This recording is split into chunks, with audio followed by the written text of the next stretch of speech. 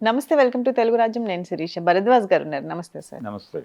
Sir ఈరోజు ఏపీలో చూస్తే సోషల్ పోస్టుల మీద చాలా పెద్ద ఎత్తున నిరసన వ్యక్తం అవుతోంది. ఎవరైతే అసభ్యకరంగా సోషల్ మీడియాలో చెలరేగిపోయారో వాళ్ళందరినీ పట్టుకొస్తున్నారు. దానిలో భాగంగా జగన్‌కి దగ్గరగా ఉన్న వ్యక్తులు. ఇప్పుడు ఫైనల్‌గా వచ్చిన నేమ్ ఏంటంటే సజ్జల భార్గవరెడ్డి, వర్రా రవీందర్ రెడ్డి, శ్రీరెడ్డి, పంచ్ ప్రభాకర్ రెడ్డి ఇలాంటి రకరకాల పేర్లు వినిపిస్తూ ఉన్నాయి. వీళ్ళందరినీ తీసుకొస్తున్నారు అంటే రాత్రిపూట తీసుకొచ్చి వాళ్ళని చిత్రహింసలకు గురి చేస్తున్నారని వైసీపీ వారి వాదన.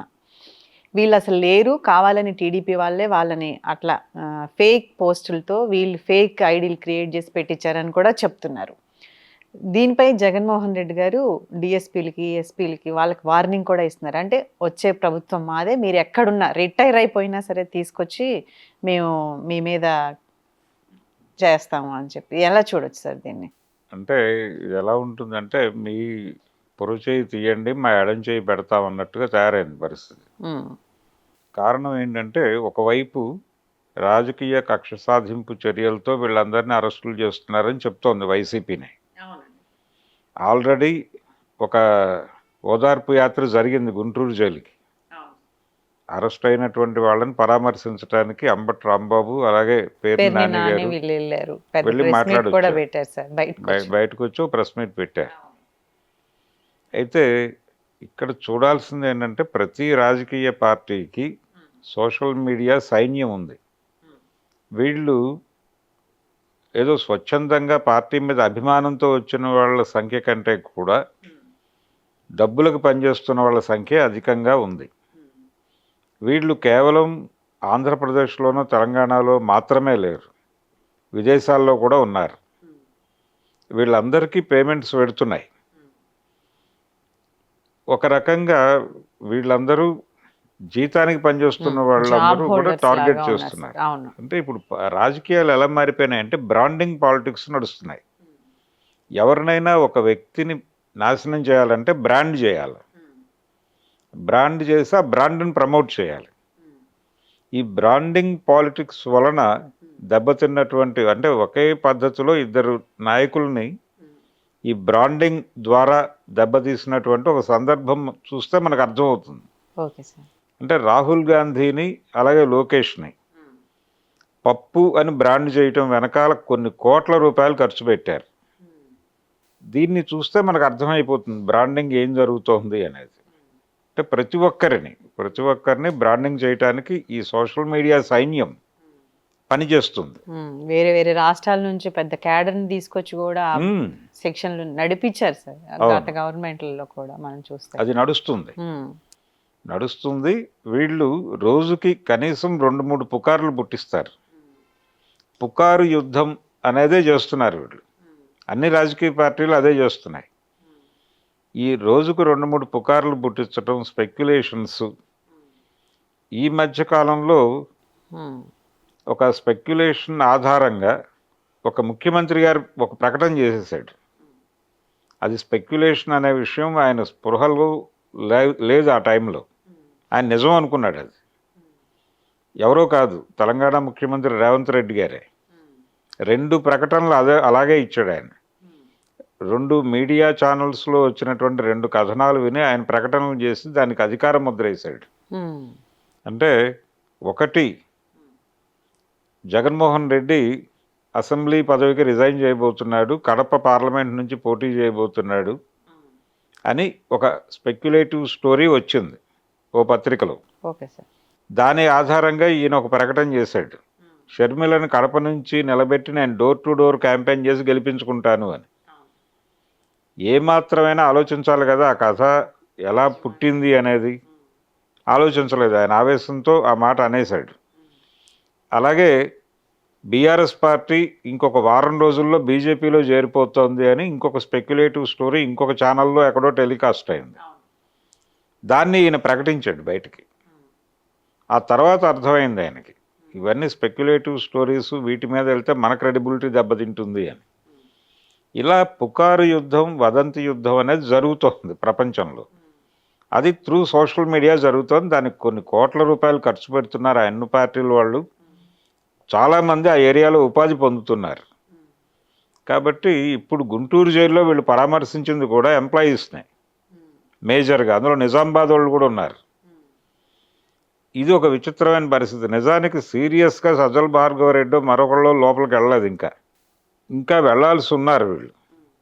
ఈ లిస్టులో చాలా పేర్లు వినిపిస్తున్నాయి.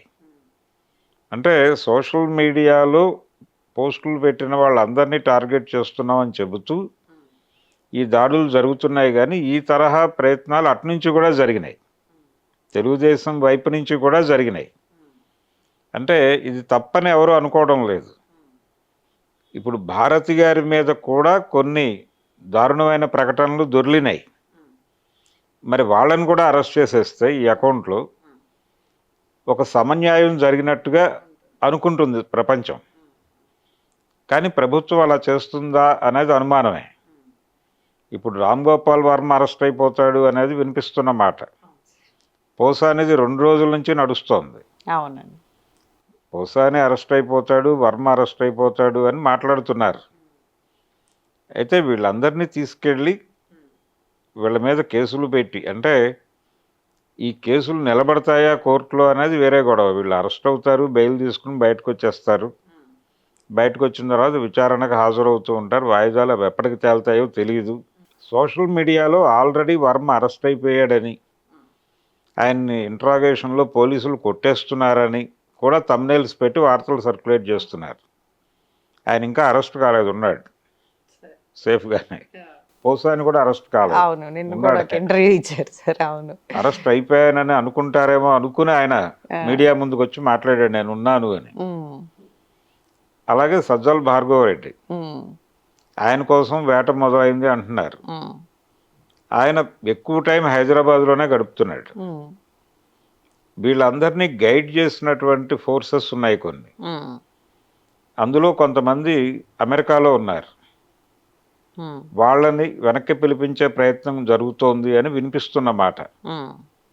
ఇది ఓకే, ఇది జరగాలి. అంటే పరిస్థితి ఎలా తయారైందంటే ఎవరి మీదైనా ఏ మాట అయినా అనొచ్చు అని. సోషల్ మీడియాలోనే కాదు, అసెంబ్లీ వేదికగా కూడా అవాకులు చవాకులు మాట్లాడటం అనేది చూసాం మనం. అవును, జగన్మోహన్ రెడ్డి పాలనలో పర్టికులర్గా కొంచెం ఎక్కువైంది. అవును సార్. పరిస్థితి ఎలా తయారైందంటే ఇంతకుముందు పార్లమెంటరీ భాష, అన్పార్లమెంటరీ భాష అని 2 కేటగిరీలు ఉండేవి. ఎవరైనా బూతులు మాట్లాడుతుంటే నువ్వు అన్పార్లమెంటరీ మాట్లాడుతున్నావు అనేవాళ్ళు. అవును సార్. ఇప్పుడు అది పార్లమెంటరీ భాషగా మారిపోయింది. దయచేసి పార్లమెంటరీ భాష మాట్లాడొద్దు అనాల్సిన సందర్భం.